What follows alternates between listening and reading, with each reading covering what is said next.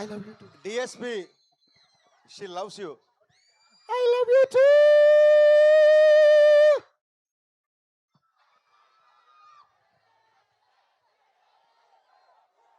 Good evening. ఒకసారి మా వాళ్ళకి ఇంకా ఇంకా గట్టిగా Love you guys. Love you. Love you. Love you so much. వచ్చిన దగ్గర నుంచి ఆపకుండా లవ్ యూ చెప్తున్నారు, పేరు అరుస్తున్నారు. I'm so grateful to you. Love you, love you. Yes, now over to our captain Harish గారు. Thank you. ఉదయాన్నే లేచి సూర్యుడికి దండం పెట్టి ఒక రోజు ప్రారంభించడం మనందరికీ అనాదిగా వస్తున్న ఆచారం. ఆ సూర్యుడికి, ఆదిత్యుడికి, ఆ భాస్కరుడికి దండం పెట్టి డే మొదలు పెడతాం. ఈ సినిమా ప్రమోషన్స్ అంతే ఎనర్జీతో, అంతే పవిత్రంగా, అంతే ఇష్టంగా ఆదిత్య యాంబియన్ నుంచి మొదలెట్టడం very very very very very happy. Aditya vibe, Aditya ambience అదిరిపోయింది. Thank you guys. మీ కాలేజ్ అయిపోయిన తర్వాత కాసేపే ఉంటారు అంటే మేము చాలా ఎర్లీగా స్టార్ట్ చేసి వచ్చాం. యాక్చువల్లీ థ్యాంక్ యూ సర్జీ. 6:30కి ముహూర్తం అనుకున్నాం. మా ముహూర్తం పెట్టిన అఖిల్ ఇక్కడే ఉన్నాడు. ముహూర్తం 6:30 కంటే ఆ టైంకి స్టార్ట్ చేసి వచ్చింది. And you made it. Thank you so much. మీరు ఆల్రెడీ వచ్చారు, సాంగ్ మధ్యలో డిస్టర్బ్ చేయకూడదని రాలేదు. సాంగ్ చూస్తున్నారు కదా, ఇక్కడ రెండే కట్అవుట్లు ఉన్నాయి. ఒకటి పవర్ స్టార్ది, ఒకటి రాక్ స్టార్ది. శ్రేయాస్ మీడియాస్ వాళ్ళు మాకు ఫోన్ చేసి నవీన్ గారి ఫొటోసు, రవి గారి ఫొటోసు, మీ ఫొటోస్ పంపించండి, మీకు కట్అవుట్లు పెడతామన్నారు. అంటే నేను క్లియర్గా చెప్పా, అక్కడ ఓన్లీ పవర్ స్టార్ కట్అవుట్ ఉండాలి, రాక్ స్టార్ కట్అవుట్ ఉండాలి అని చెప్పాను. అంటే దేవిశ్రీ ప్రసాద్ గారికి ఎప్పుడో కానీ, దేవిశ్రీ ప్రసాద్ గారికి మా గౌరవం, మా ప్రేమ చూపించుకునే అవకాశం ఎప్పుడో కానీ రాదు. ఇది ఏదో మేము త్యాగం చేసామనో లేకపోతే మా కట్అవుట్ వద్దనుకున్నామని కాదు. ఇలాంటి చిన్న చిన్న విషయాల్లో మా గ్రాటిట్యూడ్, మా రెస్పెక్ట్ డిఎస్పీకి చూపించడానికి మాత్రమే, ఇంకెవరికి కట్అవుట్ ఇక్కడ పెట్టలేదు. ఆయన నా సినిమాకి మ్యూజిక్ చేసాడనో లేకపోతే ఆయన స్టేజ్ మీద నేను చెప్పట్లేదు. ఆయన ఆనందం సినిమా చేస్తున్నప్పుడు నేను అసిస్టెంట్ డైరెక్టర్ కూడా కాదు. నేను ఆనందం సినిమా చూసి బయటకు వచ్చి లైఫ్లో ఎప్పుడైనా సరే ఈ మ్యూజిక్ డైరెక్టర్తో పనిచేస్తే చాలు దేవుడు అని దేవుడిని కోరుకున్నాను. దేవుడు ఒక్కసారి కాదు 3 సార్లు ఇచ్చాడు. ఇంకో 3 సార్లు ఇవ్వాలని మనస్ఫూర్తిగా కోరుకుంటున్నాను. అంటే ఇవాళ మ్యూజిక్ కాబట్టి ఆయన పొగటం కాదండి. డిఎస్పీ అనేది నాకు జస్ట్ మ్యూజిక్ డైరెక్టర్ కాదు, నా ఫ్రెండ్ కాదు, నా బ్రదర్ కాదు. ఆయన చెప్పినట్టు DSP is an emotion for me. DSP is an emotion for me. అంటే ఎలాంటి ఎమోషన్ అంటే, నిన్నటి వరకు అసిస్టెంట్ డైరెక్టర్గా ఉన్న ఒక వ్యక్తిని తన మ్యూజిక్తో ఓవర్ నైట్లో స్టార్ డైరెక్షన్ చేసే సత్తా ఉన్న ఏకైక మ్యూజిక్ డైరెక్టర్ డిఎస్పీ. ఈ విషయం ఆయనతో చాలాసార్లు చెప్పితే ఎలా అంటే, సర్జీ నాదేం లేదు, డైరెక్టర్ సిచ్యువేషన్ బట్టే పాట వస్తుంది, డైరెక్టర్ని బట్టే మ్యూజిక్ వస్తుంది అని చెప్పి తన కష్టాన్ని కూడా మా ఖాతాలోకి అవలీలగా వేసేసి అలా నవ్వుతూ వెళ్ళిపోతుంటాడు డిఎస్పీ. అందుకే డిఎస్పీ అంటే నాకు ఇష్టం, ప్రాణం. లిరిక్స్కి రిథమ్కి, బీట్కి, వాయిస్ అన్నీ క్లియర్గా వినిపించడానికి, ఒక పాట యొక్క సంపూర్ణ తత్వాన్ని మీకు ప్రజెంట్ చేయడంలో అంకిత భావంతో పనిచేసే one and only music director of this generation Devi Sri Prasad. సర్జీ పొగటం కాదు సర్జీ, తన గురించి తనకు తెలియదు. ఏదైనా చిన్న ట్యూన్ ఏదైనా యాడ్ చేయాలన్నా, సర్జీ ఇక్కడ ఒక ట్రంపెట్ వేద్దాం అనుకుంటున్నా, ఇక్కడ ఏదైనా తబలా అయినా అని చెప్తే ఫోన్ చేస్తాడు. ఏంటంటే సర్జీ అసలు మీరు పర్మిషన్ అడుగుతారు ఏంటి, మీరు ఎవరు, మీరు ఇండియాస్ #1 మ్యూజిక్ డైరెక్టర్, పుష్ప 2 తర్వాత 5 బిలియన్ వ్యూస్ 5 బిలియన్ ఏంటి ఇంప్రెషన్స్ ఉన్న ఆల్బమ్ చేసిన వ్యక్తి ఇక్కడ ఇది యాడ్ చేయొచ్చా, అక్కడ చేయొచ్చా అని చెప్పి మళ్ళీ ఫస్ట్ సినిమాకి పనిచేసినట్టు పనిచేస్తుంటే ఆ వ్యక్తికి సాష్టాంగ నమస్కారం చేయకుండా ఇంకేం చేయగలుగుతాం. సర్జీ I love you so much. ఇంతకంటే మీ గురించి నాకు ఇంకా చాలా చెప్పాలని ఉంది. బట్ సర్జీ truly honored to be associated with you for the third time and looking forward for many more times. Next ఈ సినిమా ఇందాక మీరు చూసిన సాంగ్ అంత గ్రాండ్గా రావడానికి కానీ, నేను అనుకున్న దానికంటే నాకు ఎక్కువ ఇచ్చే నిర్మాతలు మా నవీన్ ఎర్నేని గారు, రవిశంకర్ గారు. నిజంగా చెప్తానండి, వాళ్ళిద్దరు లేకపోతే ఈ సినిమా లేదు, నేను లేను.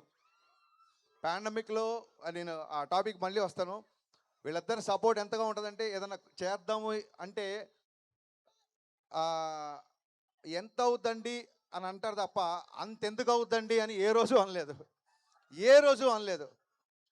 ఒక ఫ్యామిలీలో అమ్మ గారాబం చేస్తే నాన్న స్ట్రిక్ట్గా ఉంటాడు, నాన్న గారాబం చేస్తే అమ్మ స్ట్రిక్ట్గా ఉంటుంది. అప్పుడే ఆ ఫ్యామిలీ, ఆ కుటుంబం బ్యాలెన్స్గా ఉంటుంది. అలాగా నవీన్ గారు డైరెక్టర్స్ అందరినీ ప్యాంపర్ చేస్తుంటారు. మా రవి గారు ఫాదర్ లాగా చాలా స్ట్రిక్ట్గా ఉంటారు. బట్ అలాగని చెప్పి ఎవరిని వదలరు, మాతో ట్రావెల్ అవుతుంటారు.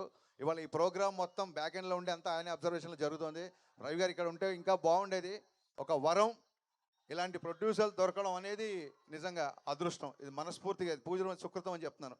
ఇంత సపోర్ట్ చేసే ప్రొడ్యూసర్లను ఎప్పుడు చూడలేదు. ఎందుకు ఇంత చెప్పాల్సి వస్తుందంటే, ఒక విషయం చెప్పాలి మీకు.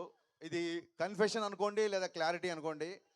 బయట చాలా ఈ సినిమా మీద చాలా రకాల ఆర్టికల్స్, చాలా రకాల వెబ్సైట్ల మీద, చాలా వెబ్సైట్లలో లేదా మీడియాలో, ఎలక్ట్రిక్ ఛానల్ అన్నిట్లలో కొన్ని రూమర్లు అవచ్చు, కొన్ని వాళ్ళు వాస్తవాలు అనుకుని రాసిండేసి చాలా జరిగినాయి. అందరు రాసిందంటే సినిమా పవన్ కళ్యాణ్ గారి వల్ల లేట్ అయిందని చెప్పి చాలామంది రాశారు. ఇవాళ నేను ఇక్కడ ఈ ఆదిత్య కాలేజ్ వేదిక చెప్పగలుగుతున్నానండి. మళ్ళీ ఒకసారి అందరికీ క్లారిఫై చేస్తున్నా, ఈ సినిమా పవన్ కళ్యాణ్ గారి వలన ఏ మాత్రం ఆలస్యం అవ్వలేదు, అస్సలు అవ్వలేదు. ఫస్ట్ ఒక కథ అనుకున్నాం. ఫస్ట్ అంటే సినిమా ప్రమోషన్ స్టార్ట్ చేసిన తర్వాత నాకు ఉస్తాద్ భగత్ సింగ్ గురించి కంప్లీట్గా మాట్లాడడానికి దొరికిన అవకాశం వేదిక ఇదే కాబట్టి చెప్తున్నాను. వేరే సినిమా ఫంక్షన్కి వెళ్ళినప్పుడు ఉస్తాద్ అప్డేట్ అనుస్తారు, అప్పుడు మన సినిమా గురించి చెప్పడం కరెక్ట్ కాదని ఎప్పుడు చెప్పలేదు. ఫస్ట్ ఒక కాలేజ్ బ్యాక్డ్రాప్లో లవ్ స్టోరీ, ఎందుకంటే గబ్బర్ సింగ్లో బాగా మాసిగా చూపించారు. నాకు ఆయన ఒక జల్సా ఖుషీ లాగా చూపించాలని చెప్పి ఒక కాలేజ్ బ్యాక్డ్రాప్ లవ్ స్టోరీ అనుకున్నాం. సినిమా అనౌన్స్ కాడి నుంచి ఎక్కడికి వెళ్ళినా సరే, అన్న ఇంకో గబ్బర్ సింగ్ ఎప్పుడు అని చెప్పి సోషల్ మీడియాలో అవ్వచ్చు, బయట అవ్వచ్చు, సినిమా లవర్స్ అవ్వచ్చు, ఫ్యాన్స్ అవ్వచ్చు, అరే వీళ్ళు ఇంకా ఎక్కువ అదే మాస్, అదే ఒక ఫుల్ టు ఎంటర్టైన్ ఎక్స్పెక్ట్ చేస్తున్నారు. ఎక్కడో మేము అనుకున్న కదా కొంచెం క్లాస్ అవుతుంది అని చెప్పి ఆ తర్వాత ఐడియా డ్రాప్ చేద్దాము, ఇంకో థాట్కి వెళ్దామా అన్న ఒక సందిగ్ధంలో ఉన్నప్పుడు ఆ పాండమిక్లో నేను చాలా మెంటల్ డిప్రెషన్కి వెళ్ళిపోయాను. నా మెంటల్ హెల్త్ కూడా చాలా దెబ్బతిన్నప్పుడు. సో ఈ కట్ చేద్దామా, ఇంకో కట్ చేద్దామా అన్న సందిగ్ధంలో నా వల్ల కొంచెం టైం వేస్ట్ అయింది. ఆ తర్వాత ఒక రీమేక్ అనుకున్నాము, అది పెద్దగా ఎగ్జైట్ అవ్వలేదు ఎవరము. ఆ తర్వాత అది పక్కన పెట్టేశాము. ఎందుకంటే ఆయన లైనప్స్ చూస్తుంటే కొన్ని క్లాస్ సినిమాలు ఉన్నాయి ఆయన చేస్తున్నప్పుడు. అప్పటికి ఆ సినిమాల అనౌన్స్మెంట్ కూడా వచ్చేసింది. సో డెఫినెట్గా ఇలాంటి పాటలు ఉండే సినిమాలు అయితే లైనప్లో నాకు ఎక్కడ కనబడలేదు. సో డెఫినెట్గా మళ్ళీ ఫ్యాన్స్ అందరూ మళ్ళీ చూసే సినిమా చేయాలి, కొంచెం లేట్ అయినా పర్లేదని చెప్పి మళ్ళీ మా టీం అందరం వర్క్ చేసి కళ్యాణ్ గారికి మళ్ళీ అనుకుని చెప్పిన తర్వాత అందరూ ఎగ్జైట్ అయిన కంటెంట్తో షూటింగ్ వెళ్ళేసరికి ప్రకృతి సహకరించి, మరి గ్రహాలు తోడునే ఏంటో తెలియదు, ఇట్స్ నేచర్ తీసుకున్న టైం, అది సహజ సిద్ధంగా ఆ ప్రక్రియ ఇలా జరిగిపోయింది. ఇన్ఫ్యాక్ట్ పవన్ కళ్యాణ్ గారి వల్ల షూటింగ్ చాలా ఫాస్ట్గా అయిపోయింది. ఆయన మమ్మల్ని ఊపిరి ఆడనివ్వకుండా షూటింగ్ చేశారు. అందుకే అంత ఫాస్ట్గా షూటింగ్ అయిపోయిందని చెప్పి వీడియో రిలీజ్ చేసాం. అంటే పొద్దున్నే క్యాబినెట్ మీటింగ్కి వెళ్ళేవాళ్ళు, సరే సార్ విజయవాడకి వెళ్ళిపోయారు కదా, ఇంకే వాళ్ళ షూటింగ్ ఉండదంటే రేపు వెళ్ళి వేరే ప్లాన్ చేద్దామంటే సడన్గా సార్ బయలుదేరారు, నైట్ షూట్ చేస్తారని చెప్పి సార్ వాళ్ళ టీం ఫోన్ చేసేవాళ్ళు. ఇమ్మీడియట్గా మేము నైట్ షూటింగ్ ప్లాన్ చేసేవాళ్ళం. అంటే పొద్దునంతా క్యాబినెట్ మీటింగ్ అటెండ్ అయ్యి ఆయన నైట్ ఫ్లైట్కి హైదరాబాద్ వచ్చి మళ్ళీ మార్నింగ్ 3-4 వరకు పనిచేసి జస్ట్ ఇంటికి వెళ్ళి షవర్ చేసి మళ్ళీ ఆయన మంగళగిరి వెళ్ళిపోయిన రోజులు ఉన్నాయి. కొన్నిసార్లు 18 గంటలు 20 గంటలు ఆయన పనిచేసిన సందర్భాలు ఉన్నాయి. ఈ సినిమాకి పవన్ కళ్యాణ్ గారు ప్రాణం పెట్టి పనిచేశారు. మనస్ఫూర్తిగా కళ్యాణ్ గారికి కృతజ్ఞతలు చెప్పుకుంటున్నాను. మరిన్ని విషయాలు డెఫినెట్గా ప్రీలీజ్ ఈవెంట్లో మాట్లాడుకుందాం. అండ్ మా ఫేవరెట్ లిరిసిస్ట్ భాస్కర్ పట్ల అన్నయ్య, ఇందాక దేవి గారు చెప్పినట్టు భాస్కర్ పట్ల గారితో పనిచేస్తుంటే గాల్లో తేలినట్టు ఉంటుంది, ఫుల్ బాటిల్ ఎత్తి దించకుండా తాగినట్టు ఉంటుంది, దమ్ము లాగినట్టు ఉంటుంది. అన్నయ్య మామూలుగా ఎక్కవలేదు. నేను మొన్న ట్విట్టర్లో ఇందాక ట్విట్టర్లో కూడా పెట్టా. అంటే ఆయన చెప్పినట్టు ఎవరు దిగాలుగా ఉన్నా లేచి గంతులేసి ఒక న్యూ ఫేజ్ ఆఫ్ లైఫ్లోకి ఎంటర్ అయ్యే ఒక మూమెంటం ఇచ్చే సాంగ్ ఇది. కమర్షియల్ సాంగ్ అయినప్పటికీ, డ్యాన్స్ ఉన్నప్పటికీ కళ్యాణ్ గారు ఎప్పుడు ఒకటే చెప్తుంటారు, ప్రయత్నంలో లోపం ఉండకూడదు, ఫలితం మన చేతిలో ఉండదు. ప్రయత్నంలో ఎప్పుడూ లోపం ఉండకూడదు. ప్రయత్నంలో లోపం లేదు కాబట్టే ఆయన ఒకసారి అపజయాన్ని చూసినా సరే ఇవాళ మళ్ళీ డిప్యూటీ సీఎం స్థాయిలో ఉన్నారంటే దట్ ఈస్ నథింగ్ బట్ ప్రయత్నంలో లోపం లేకపోవడమే.